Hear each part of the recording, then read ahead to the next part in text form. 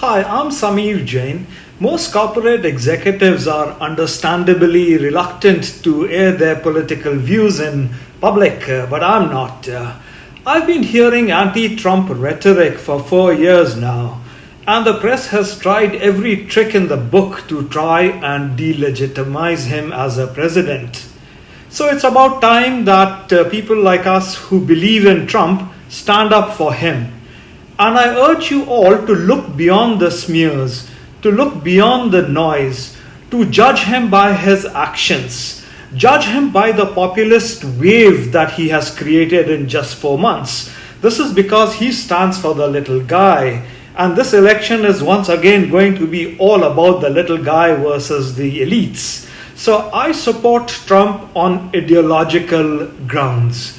And I'm with him on most issues. And I'm going to share some of these issues with you. You may agree with me or you may not, but at least let's look at this whole topic very detached, very objectively. He stands for low taxes. He stands for limiting the role of government. He stands for managing entitlements. He stands for correct, legitimate immigration. His stance on healthcare, abortion, environmental policy, reducing regulation. He stands for capitalism. He is against the Sanders-style socialism that now we see not just at the fringes in the Lib Dem party, but pretty much center stage. Trump is about small government, for legal immigration, for voter ID. He is for police, for ICE, for first responders. He stands for strong borders. And you know what? He's delivered on all his promises for tax reform, for creating new jobs, for bringing businesses back to the US. He's reversed a lot of these bad international deals, NAFTA, the crazy TPP that Obama negotiated.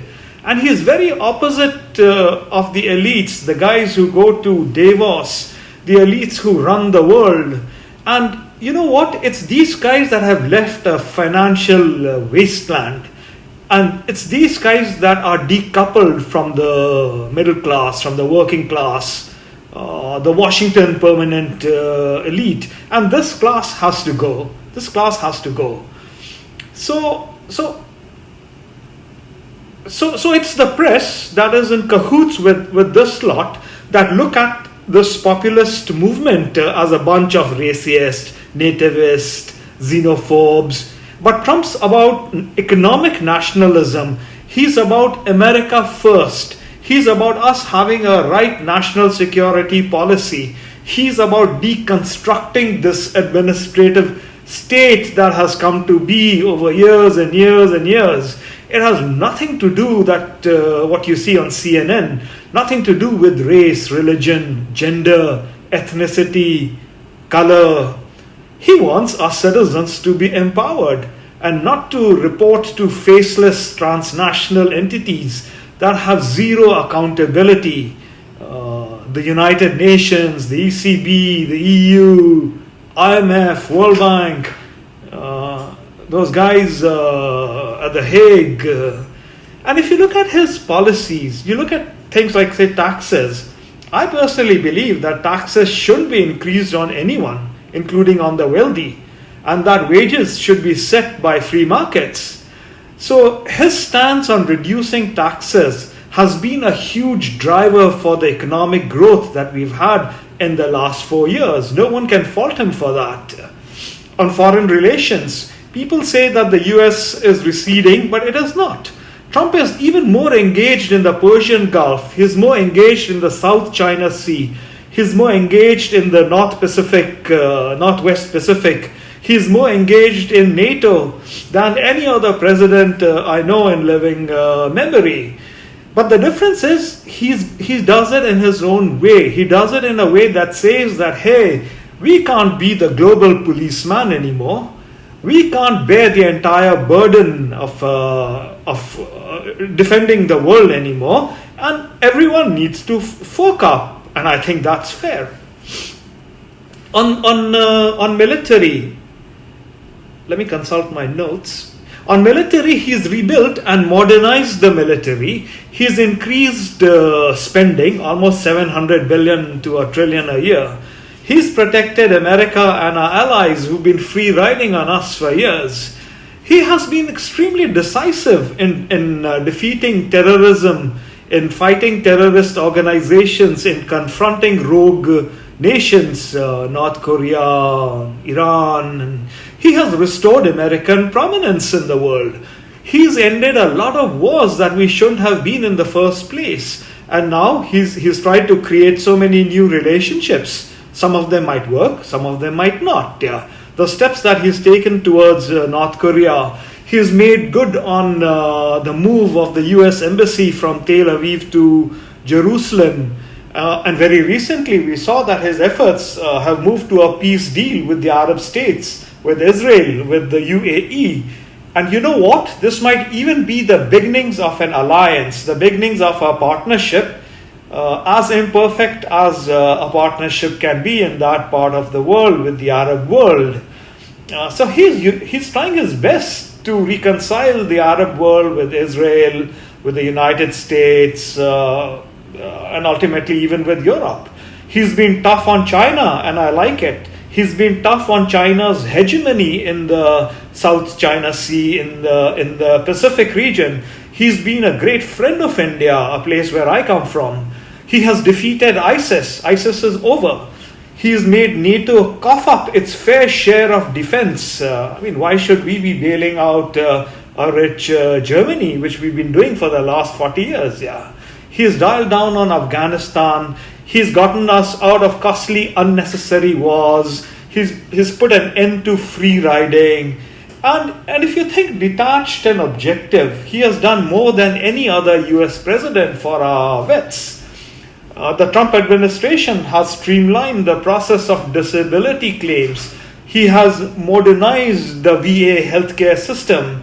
And he thinks about creating networks. Networks are not just of allies, but networks of commercial relationships. You know, the world is, you would be naive to believe if the world is all about peace and love. The world is about commercial relationships, capital markets, doing bilateral trade deals from Europe to the Persian Gulf to South China to Northwest Pacific. So he's trying to reinforce the underlying systems that make NATO work, that make the Gulf Emirates a strong ally of the United States, to have the right to free navigation of the South China Sea, to make the US and its allies safer. The immigration issue has been pretty contentious, but President Trump puts America and American citizens first. So I too am against amnesty for any undocumented immigrants. I too am for funding stronger reinforcement actions at the border. And it is these actions that have secured our border. It is these actions that will keep the jobs that we've been trying to create safe for the American citizens. Trump has gotten rid of many work visas that US MNCs would use that would steal jobs from US workers. So I am totally with him for not straining America's public welfare or healthcare system. I am for immigration, but the US must adopt an immigration system that serves our national interests, that protects the American worker, that puts an end to chain migration, that does away with silly things like a visa lottery to foster diversity, that moves this country into a merit-based entry system. So it is these reforms that will enhance the safety and prosperity of all Americans, and that's what Trump is doing. On government regulation, these regulations have hindered free market capitalism for years. They have hindered our job growth, and Trump's actions will save the US consumer, the US business community, over $200-300 billion per year in regulation. To put it another way, these are going to boost household incomes annually by $3,500, and there are lots and lots of studies that have shown that regulations have unleashed this vibrant economy that we've had. On healthcare, I too believe in general that private markets can provide healthcare services much more efficiently than government run programs. Look what's happening during this corona crisis. It's precisely this Obamacare provisions, the requirements to buy health insurance by individuals, or you get fined, that require mandatory coverages of contraceptives, etc., etc. So I think that we need to do a lot more on healthcare, and that's why we need him once again to be elected, so that he can push his healthcare agenda forward. On economy, nothing comes close to Trump. He is about economic nationalism. It is about putting your country first when it comes to the economy. And it is not about maximizing shareholder value, but really maximizing citizenship value, which goes a lot further than even just stakeholder value. So he's replaced a very unfair TPP. He's rebuilt this agreement that we've had with NAFTA with a much better deal, the United States, Mexico, Canada agreement. And the key to the deal is to create a geostrategic manufacturing base that will counter China, that will counter East Asia, and that will stop China gaming the system by entering the US through deals with Mexico. And all of us know that prior to the pandemic, we had the greatest economic run, the greatest prosperity this country has seen, the lowest unemployment numbers. I think they were 3.5% or something. We've had the highest recurrent rises in the stock exchange, and just a few months ago, our employment rate was one of the lowest in the world. Of course, in fact, in the last 50 years, actually. Of course, during the pandemic, it went up to around 15% or so.